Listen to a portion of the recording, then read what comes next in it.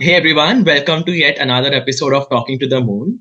And I have a very special guest with me today. Special for two very special reasons. One is because he's the writer of one of my favorite films, which is Killa. And also because he is my senior from my undergrad college, which is VIT Pune. So let me introduce to everyone Tushar Paranjape. Hey Tushar, welcome to Talking to the Moon. So just to give everyone your introduction. So Tushar is a screenwriting alumnus from FTII Pune, which is the Film and Television Institute of India. His first feature film as a writer was the very critically acclaimed Marathi film Killa, which released in 2014. Killa won the best Marathi film award at the National Awards that year, and also it won two awards at the Berlin International Film Festival. His next feature film as a writer was the very acclaimed Hindi feature film Chandigarh Kare Aashiqui, which was directed by Mr. Abhishek Kapoor. And Tushar won the Best Story Award at the Filmfare Awards that year. He also recently won the Screenwriters Association Awards in 2022. Tushar was also the creative director of the Marathi film Picasso, and which again won a special mention award at the National Film Awards in 2020. Apart from that, he has been the assistant director of the Marathi film Aiyyaa, directed by Sachin Kundalkar. He has also been an assistant professor in the screenwriting department of FTII and continues to work as a visiting faculty for FTII and Whistling Woods in Mumbai. So, welcome, Tushar, after this very long introduction. Yes, thank you. And as I mentioned at the beginning, you are my senior from VIT Pune. So we all know that you pursued engineering, but later you transitioned towards screenwriting and joined FTII. So what motivated this decision to switch to screenwriting? Were you always interested in screenwriting, or did this bug bite you during your college days? So, well, the simple answer to it is that I never wanted to pursue engineering. Okay. So I always wanted to pursue filmmaking because I was fortunate enough to, get connected with theater as a young kid, as a young teenager at the age of 12 and 12, 13. So there was a small theater group I was a part of, which my elder brother was also part of actually. So because of him, I sort of got introduced to the world of art, so to say. And he discontinued. He didn't pursue it professionally. I did.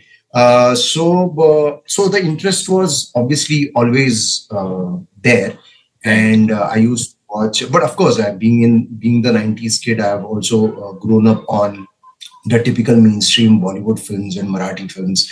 There's no exposure as such to world cinema and Hollywood cinema. Also, the big spectacle films only, not the alternate kind of films. But I think I remember, to answer your question, I think I remember that one moment clearly when I think I was in 11th or 12th standard when Dil Se had released. Mani Ratnam's Dil Se had released. Yeah. And I think that film had really fascinated me because I still remember the visuals of the film. I don't remember the film in its entirety. But the way it was shot and the way the songs were shot, especially the title song, I clearly remember getting absolutely fascinated with it. And there is one particular scene I remember of Shah Rukh Khan and Manisha Koirala. That Shah Rukh Khan's character, if you remember, he used to work in Aiyyaa, which is All India Radio.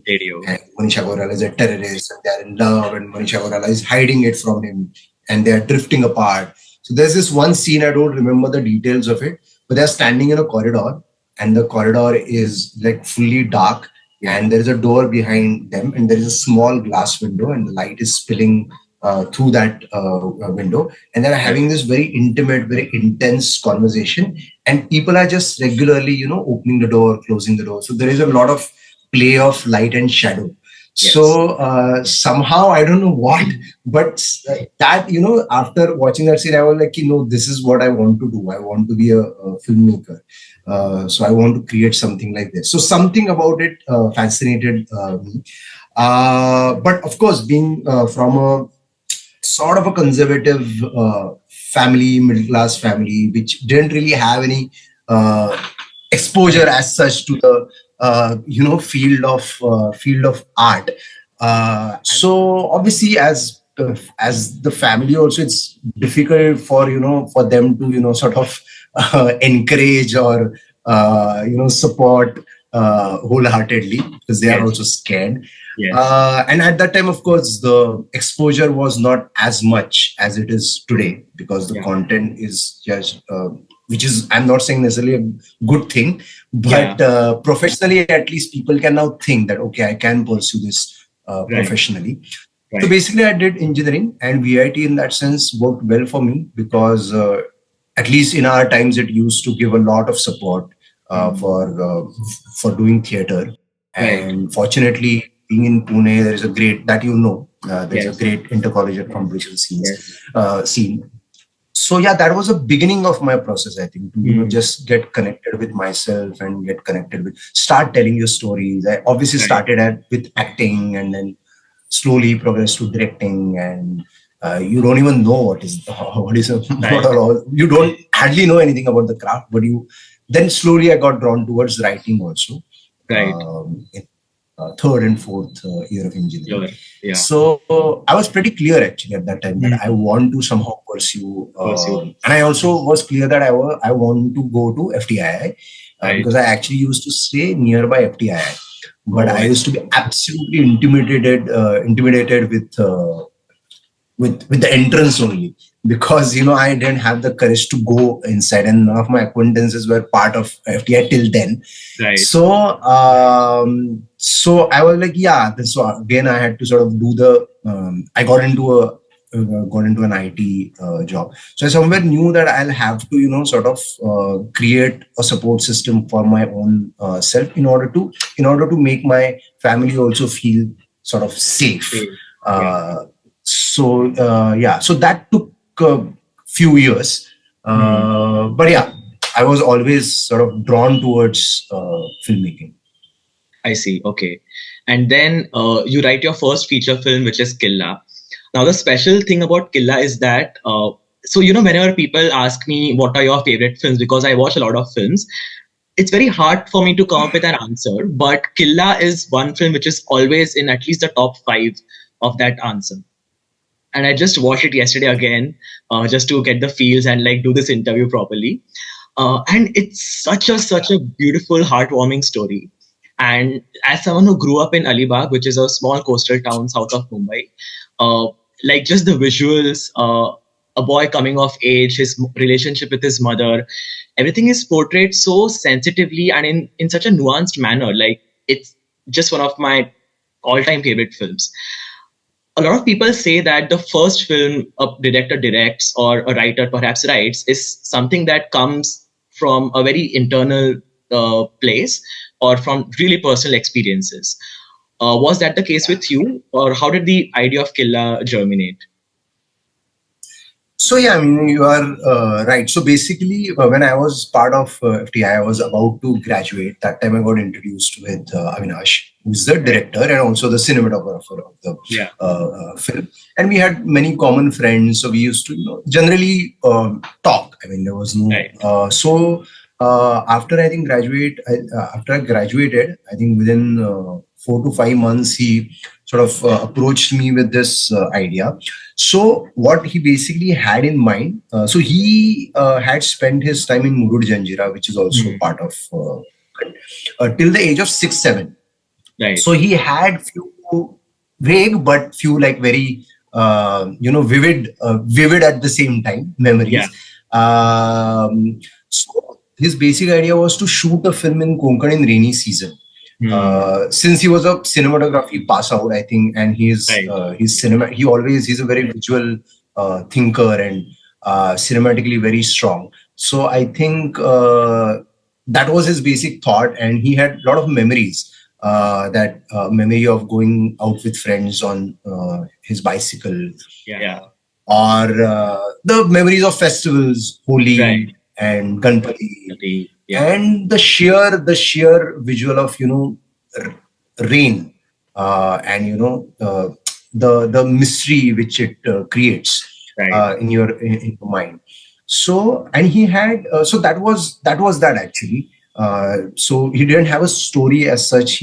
But he had an idea of a film, and which was obviously interesting because till then, I think in at least Marathi, Konkan wasn't explored in such a way visually. In Shwas, of course, the way Konkan is shot is beautiful, but that is not. Shwas is more about the narrative, which unfolds in Pune. So it's not. So, but it is more about the space. Killa was always more, so in that sense, the idea in itself was very cinematic. It was about the time and it was about the space. I think what I connected with personally is because my father's village is also in Konkan, different part of Konkan in Raigad. So I have also spent my childhood in Konkan. I also have, I know how it feels in Konkan when it rains and especially when there is no electricity, it's dark. You feel basically very haunted, scared, and lonely, which was kind of a kid I was anyway. Till the age of 14, 15. So that is where that was my entry point into the world, into this visual idea. And then later on, I built on that basically, this isolation which we can explore. So then so the peak point of it was, he develops friendships with people and then he feels abandoned. Which was again something which I had felt during one of my trips in 5th standard. And obviously, I wasn't abandoned, but I felt that I was abandoned. So that element of Killa was there. That obviously, since Murlu Janjira is there, he had there's this Killa, and they actually used to cycle there. So this is how it culminated. His memories, his experiences, my memories, my experiences. And then I basically developed a story based on it, drawing mainly from like you said, since it was probably, though technically it was not my first film because I was also writing during my institute days. But something which was getting made. So I also drew a lot from my own childhood, my friends, people who I know. The office track of his mother's is something I bought from my father's life, something which happened with him. I see. Things like that. And it then culminated. It all sort of came together. Okay, and I have one question. So there's this part in the film right after the Killa, after they visited the Killa and he's felt abandoned, where he gets into the boat with this fisherman, and they sail deep inside the sea. And after that, of course, he has this epiphany where he writes a poem and he realizes how important his mom is to him, and she does love him. What was the significance of that scene? Like at one point, he almost stands up, and when I saw it for the first time, I had really scary thoughts. I'm like, is he going to jump? Like, what is he thinking? Like, what's happening? So what was that scene about, if I can see it in your own words? I mean, there was this one track, one layer, which sort of later on got removed from the film, which was the fact that he always, this phenomena that he's actually scared of heights or scared of not heights, rather depth, water, but he still feels like jumping into it. So which was also, I think, I don't know, now that you're asking me, I'm analyzing it. Probably it is also part of his journey of growing up, where you sort of want to experience something, but still are scared, scared about it. So that layer got removed. Like, for example, there were many scenes which I had written that he's, standing near the well and he's actually almost feeling drawn towards it, feeling like jumping, but or when that sequence of them swimming together, there also there was a whole scene actually which got edited out, but there was this whole scene when he actually feels scared and someone actually pushes him. So which was also part of getting over his fear. So, and that's when he asked the fisherman, what if we had died? Exactly. That who is at your home, and then he says my mother, and they say you would have not died then. So I see. Like how I saw it was like when he goes to the fort, he's abandoned by his friends, and it wasn't his own choice. And that's when he has this whole. That's when the main conflict of the film arises.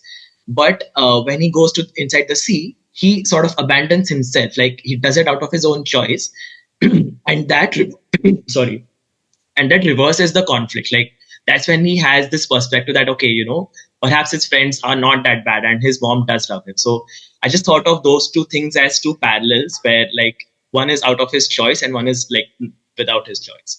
So that's how I saw it. I mean, it's great if that scene gives you a space to interpret. Basically, It was simple. I mean, it was 2-3 things, because simultaneously, if you notice that immediately after that, he realizes that, oh, his friends were actually searching for him. And then his dialogue, he also sort of connects with his mother somewhere. So it's basically about connections. He feels abandoned and then he feels reconnected. It was as simple as that. And also this fact that a father figure is absent in his life. So somewhere in the fisherman, he sort of gets that. So those were the two ideas. I see. So in a way you are right, but yeah, he doesn't abandon himself as such. But in a way, yes, also that he gives himself that chance to, go inside alone. I think one of the biggest confusions a lot of people have, and even I do actually, is the difference between a script and a screenplay. And between these two, where does the story and dialogue come into action? Because if you see all the awards, there's a separate award for screenplay, story, and dialogues. So how are these three things intertwined? How are they different? Could you enlighten us all about this? So basically, generally, in a manner of speaking, script is screenplay and dialogue. Like it's the full script, which has the story, of course, is there, and screenplay divided into scenes along with dialogues. The difference between story and screenplay, basically story, whether it is a short story or a novel, it is basically about a character, conflict, the escalation of conflict, which turns into a sequence of events, or some progression, basically some journey for the character till the end. So it's a beginning, middle, and end. So now this story could be about, it could be a monologue of a cat.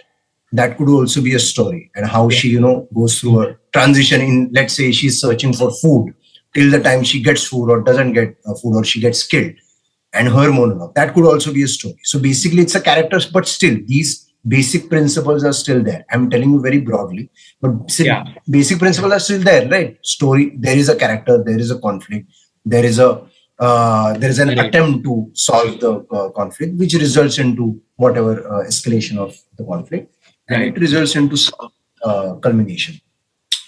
Now, when it comes to film story, it is slightly different, because since it is cinema, it is mainly and it is audio visual. You have to come up with a concrete visual sequence of events. They have to be concrete. So, for example, this particular thing which I'm talking about, so like a monologue of a cat, now to translate into a film story would be very difficult. It's very internal, which is always a challenge.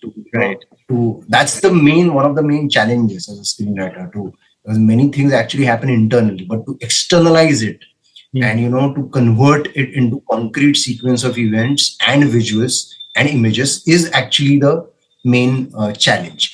So, but the basic principle still remains the story. Correct. Like the story, basic principles of the story still remains the same, but with a basic concrete sequence of events. Now, when it comes to screenplays, basically, since again cinema is a spatial temporal art, it unfolds in space and time. Let's say there is one story in VIT. It takes place in VIT, the hostel of VIT, in whatever these 3-4 spaces in 5 days. So now when I write a screenplay is basically what? Screenplay is basically picking up then those slices of time from those 5 days, which are most dramatic, most interesting, and putting them together. So one scene then becomes your continuous a unit where things unfold in continuous space and time. Okay. Correct. One person comes to the classroom, something happens, then he goes out, and then that scene ends. Right. So this collection of scenes, beat by beat, then actually becomes the screenplay. One very rough example: one boy falls in love with a girl. Why? Because she doesn't speak at all. That's why a girl, let's say a boy falls in love with her. That's a story element. Now to convert it in the screenplay, you have to break it down in beats, in terms of those bits of space and time. That's the basic difference. And dialogues is altogether a different thing. That within those scenes and time, what exactly the characters will say, which is actually also part of the screenplay. How exactly they will say it is what the popular understanding of dialogues is actually. Right. So now that you live in California and the US, it's actually a very Indian thing that seeing dialogue as a separate thing, because generally outside a screenwriter is a screenwriter. Correct. But story might be different because it might be based on a certain short story or whatever, a novel or whatever. Yeah. But dialogues is actually part of the screenplay. Here, since we come from an oral tradition, and also, our earlier films were mainly theatrical, so the dialogues actually become very important. So that's why still right now in the mainstream format, especially still now, people feel that screenwriting is actually mainly about dialogue, but that's the last thing. It's not necessarily the least important, but it's the last thing which comes. And also, like for example, there is this scene in Diwar, this famous scene where the brothers meet at the end under the bridge. Now in the screenplay, everything is written that he comes and he says about whatever they have, the conflict, and he says, "Yeah, but I have everything.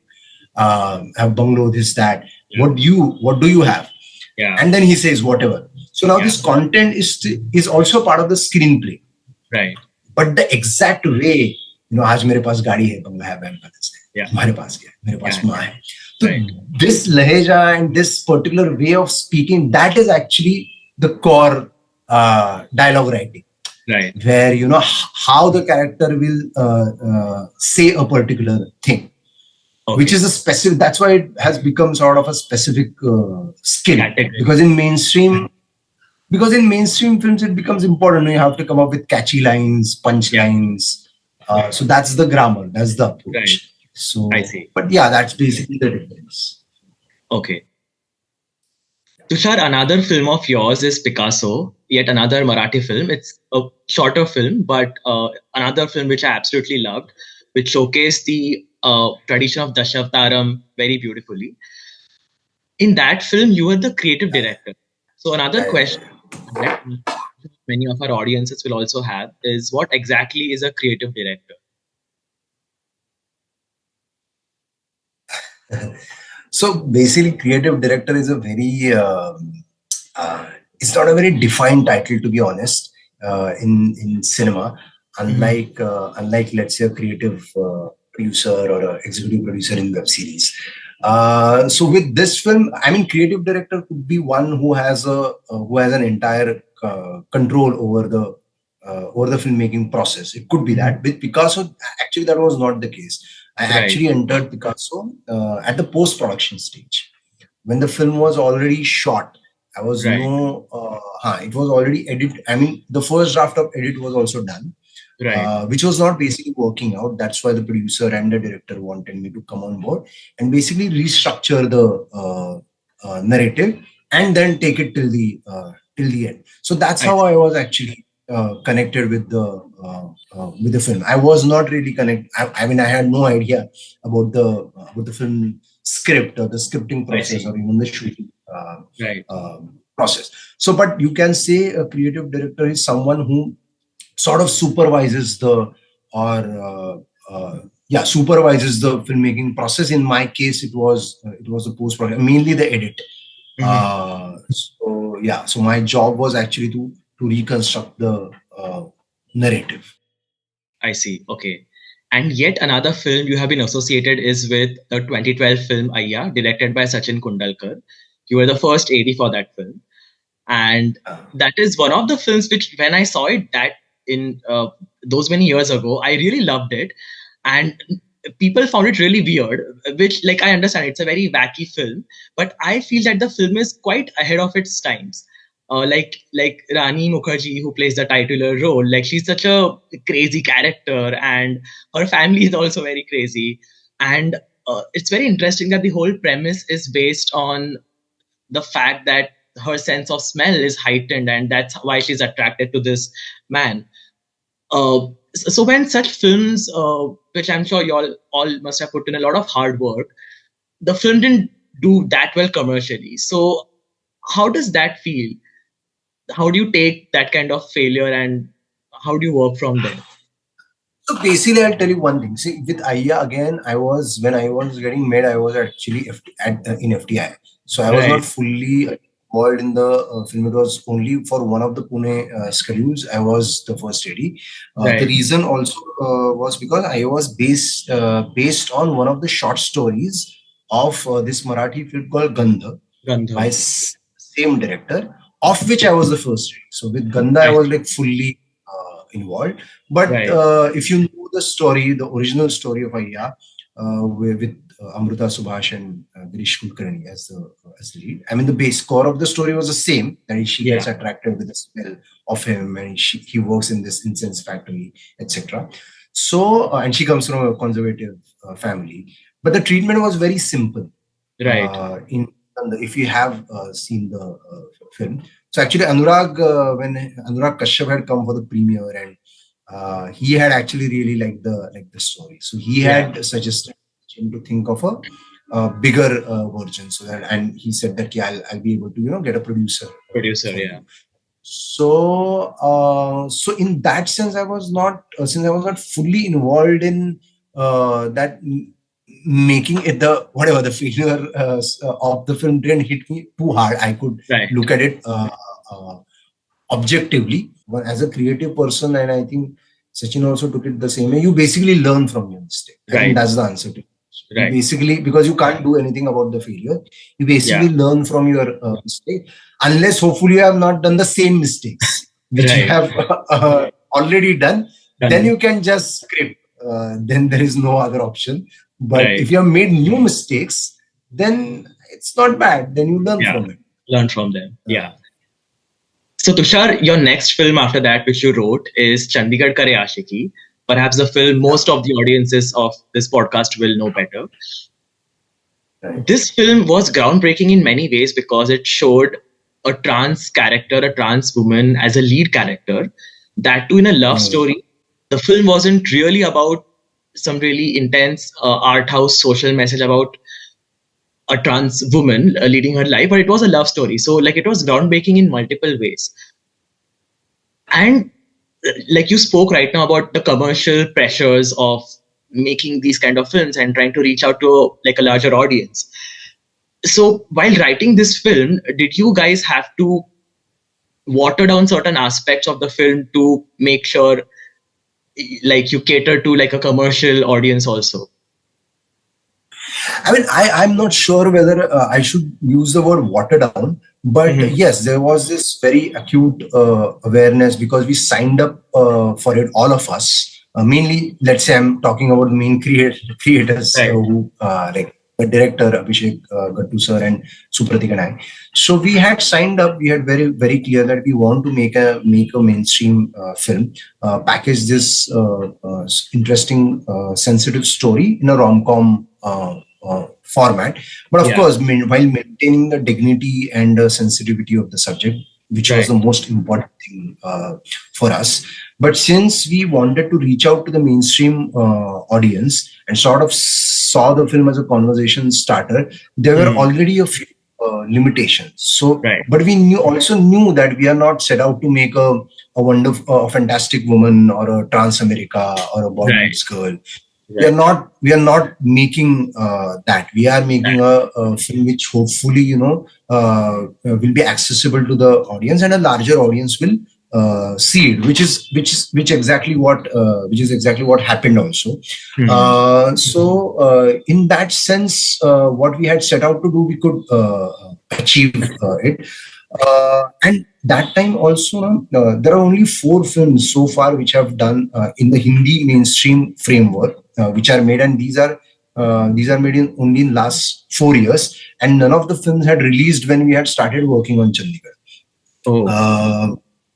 शुमंगल ज्यादा सावधान had not released. एक लड़की को देखा तो ऐसा लगा had not released. Badai Do released afterwards. Yeah, these were only 4. Otherwise, the films which are made in Hindi language, mainly, I'm not getting the regional cinema, but the films which are made in the LGBTQ space in Hindi films were sort of indie alternate films. Right. They didn't unfortunately reached out to a larger audience. So there was always this, anxiety and pressure both ways, that meant reaching out to the larger audience and, sort of being very, like I said, maintaining the dignity of the subject as well. Right. That, not being sort of politically, because it is a politically sensitive thing. Correct. We didn't want to do anything which would, hurt anyone. Right. So it was a bit of a juggle for sure. I see. But it paid off wonderfully, because I saw the film and it's really amazing.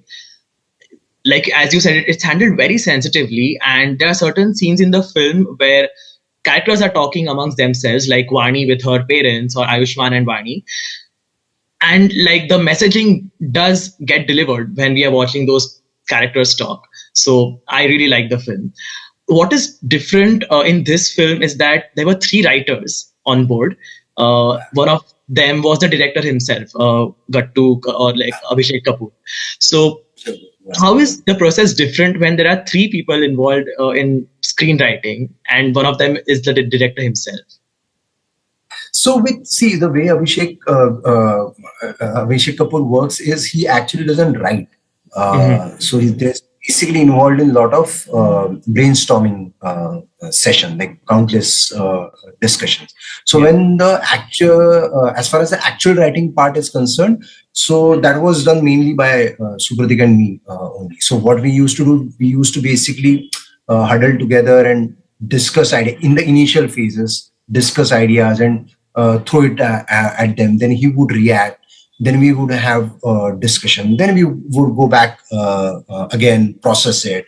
And when we had actually started writing, it was even simpler. That because we basically write a document, submit it to him. He gives back, or we discuss over it. We go back to the drawing board. We again make the changes or whatever, and follow the process of the screenwriting. So in that sense, it was not too. And this is how it actually generally works also. I see. The writer-director relationship, and the director actually is not physically writing. Right. And even if he's writing, then he becomes sort of a co-writer in that process. And with co-writing, you have to actually find your own process. How you actually we managed to, because we had not, both of us had not really, co-written a film as such from scratch. But we managed to find a process, Supratik and I, because we completely aligned in terms of the aesthetics and sensibilities. We got along very well. We also had, since he's a senior writer, we also had made a pact that in terms of like very unresolvable creative differences, he will take the final call. So that then unfortunately happened. Like, there were no like absolutely unresolvable creative differences. So that was also sorted. So that in that sense, the process were very enriching and smooth as well. I see. Okay, so Tushar, I'm going to be the devil's advocate for a bit right now. And so a section of the people thought that, like, okay, Vani Kapoor is playing a trans woman, but at the same time, she is shown like as a very heroine, Hindi film heroine, conventionally good looking, very athletically fit girl, right? And that can put a lot of pressure on trans people who already are under so much pressure to look or behave a certain way when they feel a completely different way. So like, I understand that there would have been like those commercial pressures of reaching out to the audience. But like, if someone were to ask you this question, what would you say to them? My response is I would accept the critique. I see. Yeah, and because obviously, I mean, the critique or the feelings are not completely invalid, are not invalid at all, in fact. And but at the same time, of course, like I said, the film was packaged in a certain. It had to be packaged in a certain way. So there were certain framework which were working. Right? Still, obviously, as writers, you still try to push a lot of things, but some of the things don't get translated onto the screen, because filmmaking is a longer process. There are there are so many other collaborators. Right. But yeah, my simple response would be accept the critique and say that hopefully, like I said, this was a conversation starter film, and now we can get better from this point. From this point on, in terms of the making, and also writing, but making also. Yeah, I agree. It was indeed a conversation starter, and the fact that you all made a film which an entire family can watch in a theater is what is going to start conversations. One of the most important scenes of the film is where Vani Kapoor comes out to Ayushmann Khurrana's character. That scene has been written so sensitively, and I feel like that is the most pivotal scene of the film, because Ayushmann's character has not been exposed to trans or even queer people for that matter, and he's extremely like a conventionally masculine ideas in his head and everything. So how difficult was it to crack this scene, because it's a very sensitive scene? I'm very curious what must have gone in your brainstorming sessions for this particular scene. I mean, every scene featuring Maanvi, or in fact even Manu, was actually difficult to crack. Not only this particular scene, because that was the main challenge almost throughout the process, to get Manvi's character right, to get her interiority right, her feelings right.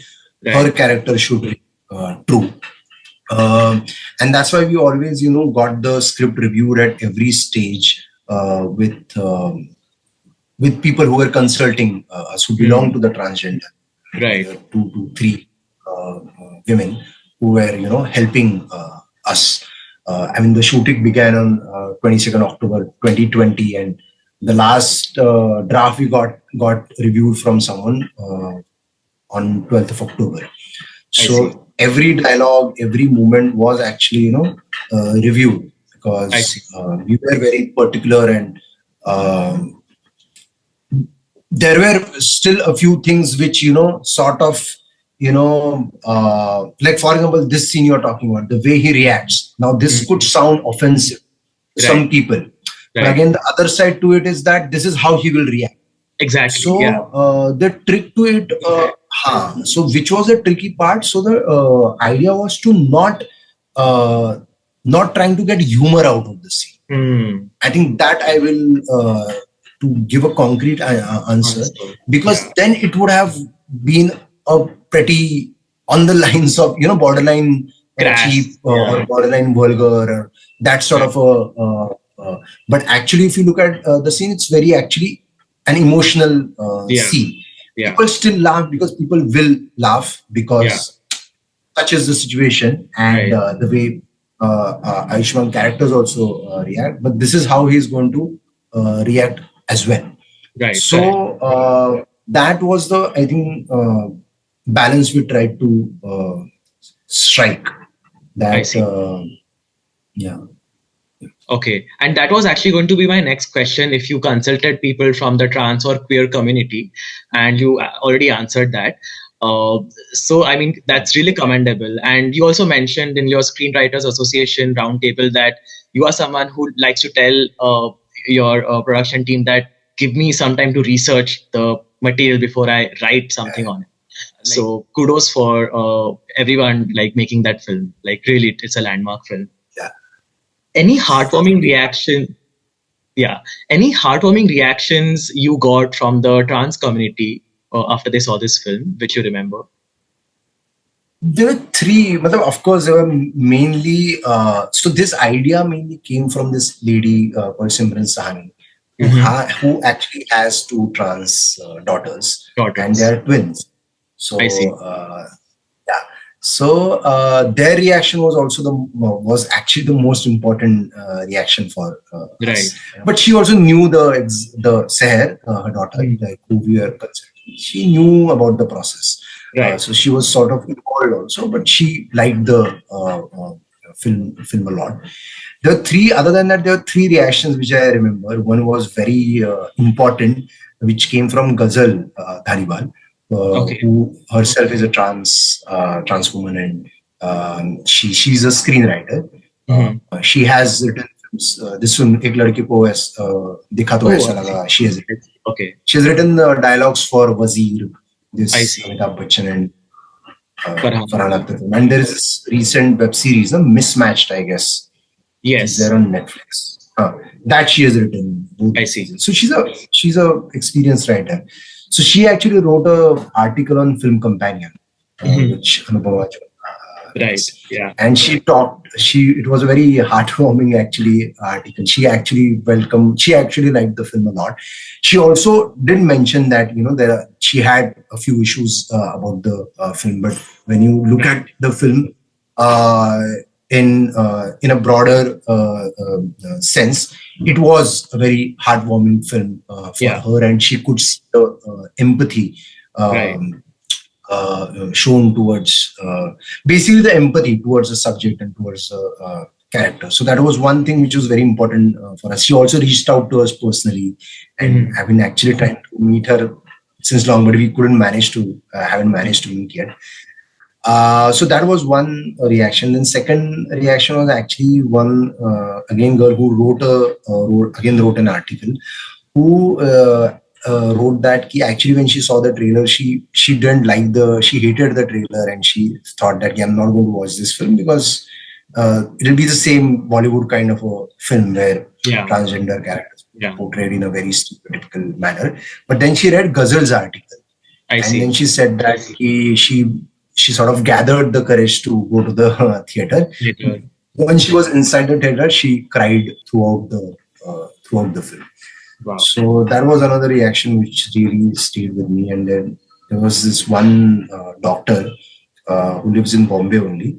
She actually had made a reel after the film got released. And she actually said in that reel that after watching this film, I'm now coming out publicly that I'm a transgender. I'm trans. So I think these three reactions were very assuring and heartwarming. Other than that, of course, there are few people who also reached out to us, like on Facebook, Instagram. Right. So yeah, so that was those. Each reaction is, of course, was and is very, very precious.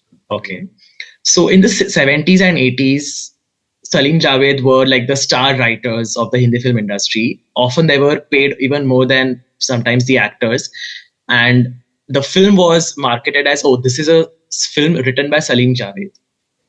After that, for several years, writers were never really, I feel, appreciated as much. Only recently do people know that, okay, this is a Juhi Chaturvedi film, this is a Kanika Dillon film, or a Vijay Joshi film. And with the advent of OTT and web series and much, much more content going around, I feel like writers are again getting appreciated. What do you think of the state of writers in the Indian film industry? Do you think some systemic changes are needed, or what? And systematic changes are needed for sure, but the situation of the writers has also improved significantly. And I must mention that the Screenwriters Association has played a significant role over the years in order to in the state of just basically having that dialogue with the stakeholders and trying to basically arrive at the minimum basic contract, ensuring that there is basic minimum fee paid to the writers. There are many clauses in the contract which were problematic. There are still a few clauses which are problematic, but this constant dialogue, this constant negotiations with the Producers Association Also, the at least Javed Akhtar ji managed to pass that copyright law in 2012. It is yet to be implemented. The copyright society is yet to be formed. There are many obstacles in that also, but the continuous relentless efforts which the association has put in, I think that has improved. Helped in improving the situation for sure, and also there are more opportunities since because of the OTTs mainly it's more of corporate culture of working, so it's definitely better than those just single producer handling everything. There are of course negative points also of that structure, but generally for survival, because every writer, to be honest, is trying to survive and then come at that stage of your life where you are able to tell your own stories, which you really want to say, or when you are at the peak of your creativity, and that stage might last for 3 years, 5 years, 10 years, that no one can say, but everyone is sort of trying to reach there. So in that sense, things are improving, but a long way. I see. Okay. So what are some of Tushar's favorite films? What are some films which have inspired you a lot? Who are your favorite writers, your favorite role models in cinema? There are many actually. Like initially, I basically got inspired into filmmaking after this Dilse thing I mentioned. When I actually got exposed towards cinema, there are a few filmmakers I was very fascinated with. One is Michelangelo Antonioni, this Italian filmmaker, and another one is Ingmar Bergman. So Bergman's films after watching Bergman's films, actually, I truly felt that I would like to do something like this. Hopefully, at least I'll be able to do at least once. So he's basically considered, he's a Swedish filmmaker, considered as one of the great filmmakers ever. And his films were very intense and used to explore the dark side of human beings, human relationships, intimate family relationships. So those films, I think at least 7 to 8 films of his really inspire me. There are Kurosawa's films also. Other than that, actually, I'm not actually a fanboy kind of a person that I like all films of let's say a particular writer or particular filmmaker. I basically like films, and my choice is also I'm also quite happy about that. My choice is also the range is quite wide, diverse. I like Mr. India also. I like Dogtooth also, Fandry also, Court also. So that a separation also. So that in that sense, it's quite varied. So Tushar, you've directed short films, you've written feature-length films. Any plans of directing your own feature-length film? There are plans. I mean, let's see, we are trying to mount the project right now. I see. So let's see how it goes. Hopefully, like fingers are crossed. Yes. Okay. And what are some next projects in your pipeline, if you can speak about them? So there's one series, but of course I won't be able to talk about it. But there is one series which is with a production house and with a platform. So we are in the process of developing it. So let's see how it goes. Okay. Cool. I see. So we are at the end of our conversation today, and I'm just thinking how to end this. Okay, cool. So thank you so much, Tushar, for first of all, like I know you must have a crazy schedule. So thank you first of all for taking time out to do this and answering all the questions so well. And of course, for writing such beautiful films, like Killa is a all-time my go-to favorite film, and of course Chandigarh Kare Aashiqui, which I know has started conversations. So thank you so much, and all the best for your upcoming projects. I hope after your first feature-length directorial, we'll sit again and talk about it. Sure. Let's hope so. Yeah. Cool. Okay. Thank you. Thanks so much. Thank you.